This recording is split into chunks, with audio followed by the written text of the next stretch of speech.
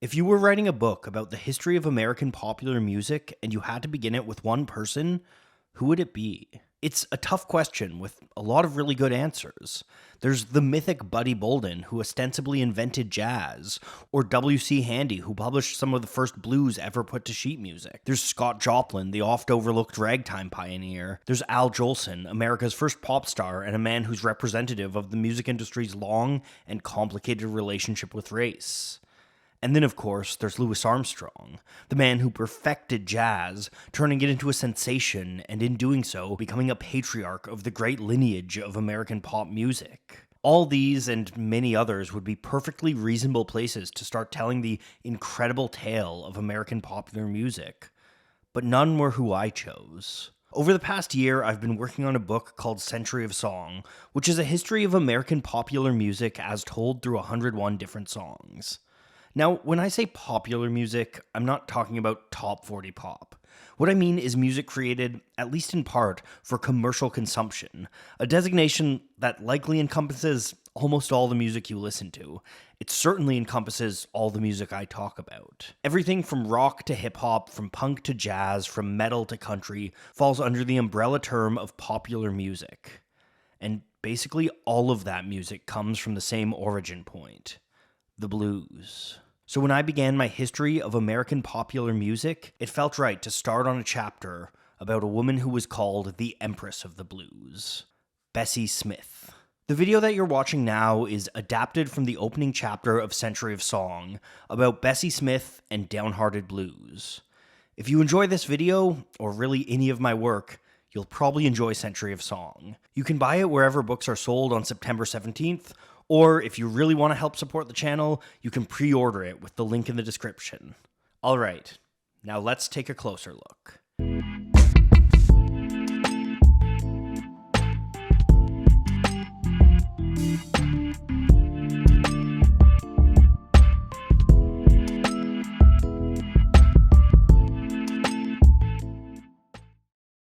What did music sound like a century ago? For the most part, that's a question that we don't really have a clear answer to. Recording technology first emerged in the mid to late 1800s, but at the time it was rudimentary and expensive, meaning only a small slice of the music being made was being recorded. As the century turned, sound got better and phonographs slowly got more affordable. Through the 1910s, more and more households got their hands on recorded music. At the same time, radio was starting to catch on, creating an early rivalry that would come to birth the recording industry as we know it today. By the 1920s, that fledgling industry was starting to boom. The biggest stars in early Broadway theater found their way into recording booths and cut songs that in turn found their way into homes across the country. A nation that had once been defined by local folk scenes and touring vaudeville acts started to slowly creep towards a shared musical culture. And there was one music that took that culture by storm: the blues. Born from combining traditional West African folk music with work songs and spirituals, the blues began to take shape around the turn of the century. It spent its infancy growing up along the Mississippi Delta, serving as a voice for the everyday life of the Black diaspora. But it wasn't until 1920 that the blues truly started to explode. That year, a singer named Mamie Smith recorded a song called Crazy Blues for OK Records, which had been founded just 2 years earlier. Crazy Blues is a marvelous example of the early blues tradition, with Smith belting over an off-kilter, lilting band arrangement. I can't sleep at night. I can't eat a bite. 'Cause the man I love, he don't treat me right. It was an instant hit, selling more than 100,000 copies and kicking off a nationwide blues craze. This proved that there was a market for recordings by black musicians, setting off a boom that would transform America's burgeoning record industry. Performers from across the Jim Crow South started to see an opportunity for upward mobility and headed northward to seek out fame and fortune. One of these performers was Bessie Smith, who would soon be crowned Empress of the Blues. You don't get to lay claim to such an auspicious title without fighting a few battles. But Bessie Smith knew how to fight.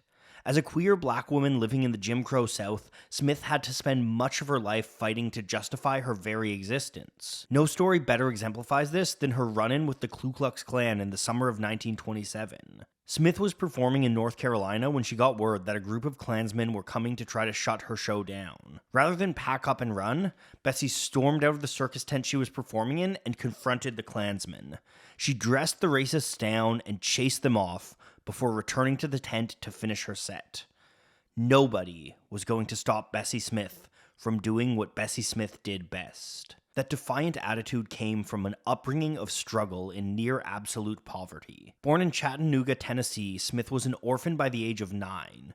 With no education to speak of, she spent her childhood busking on street corners to help feed her siblings. In 1912, when Smith was 17, her brother got her a role in a traveling vaudeville show as a dancer. These shows were one of the hottest forms of entertainment in the day. They delivered spectacle, sexuality, and comedy to rural communities across the South, and they helped to incubate the sounds that would come to define American music. Smith rose quickly from dancer to singer thanks to her full, powerful wail. She sang with impeccable timing and beautiful intonation that set a standard for all the blues greats to follow. Under the tutelage of fellow legend Ma Rainey, Smith developed a stage persona and grew into a beloved sensation.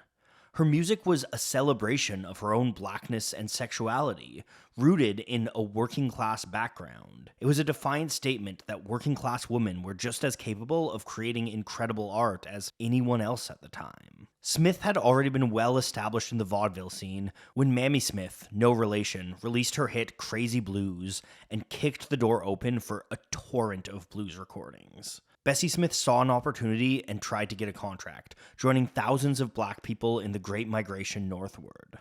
Unfortunately, colorism was still rampant, and Smith was dark-skinned. She auditioned for both OK Records and the black-owned label Black Swan in 1921, only to be turned down by both. It wasn't until 1923 that Smith's imperious voice was finally put on wax. That first recording was Downhearted Blues.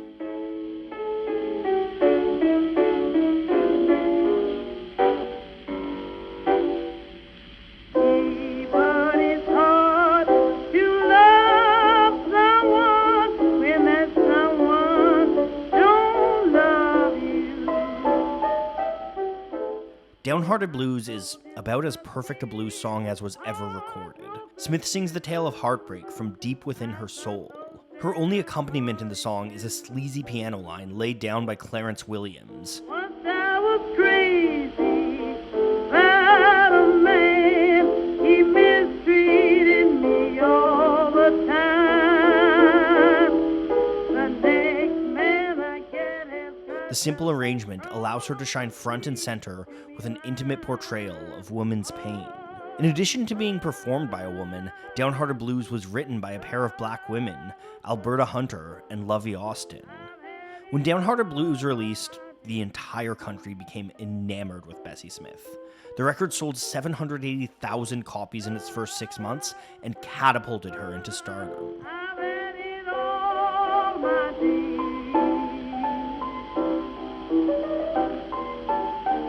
It seemed like trouble going to follow me to my grave.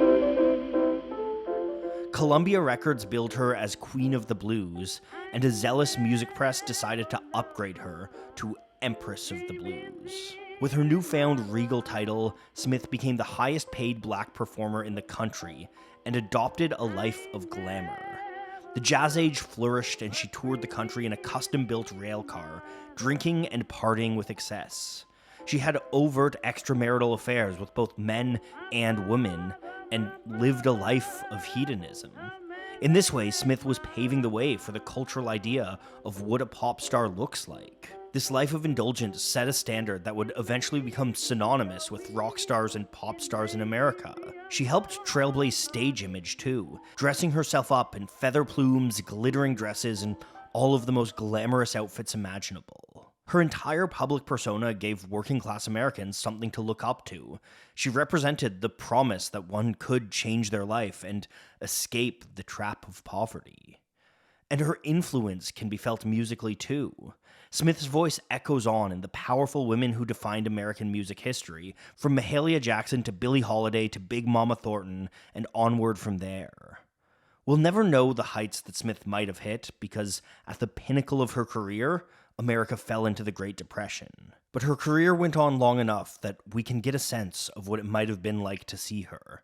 In 1929, as the Depression was just around the corner, Bessie Smith made her film debut in St. Louis Blues, an early sound film with an all-black cast. That film is a rare peek into the brilliant stage presence of the Empress of the Blues. My man's got a heart like a rock cast in the sea.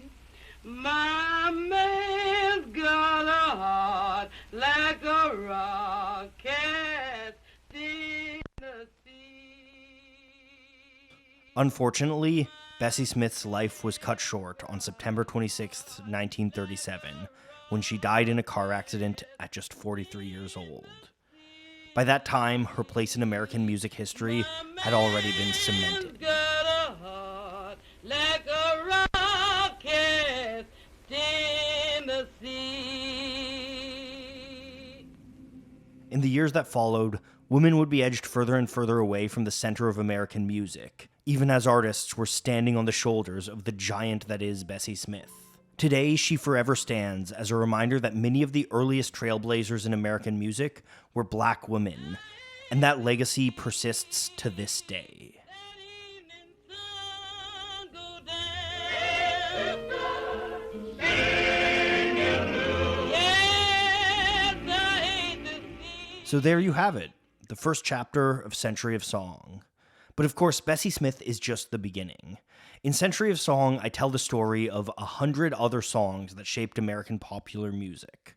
The book takes one song each year and uses it to explore what was happening aesthetically, historically, and culturally in that given moment. Writing it was a really fun undertaking, and if you like my channel, I think you'll find reading it is a pretty fun undertaking too.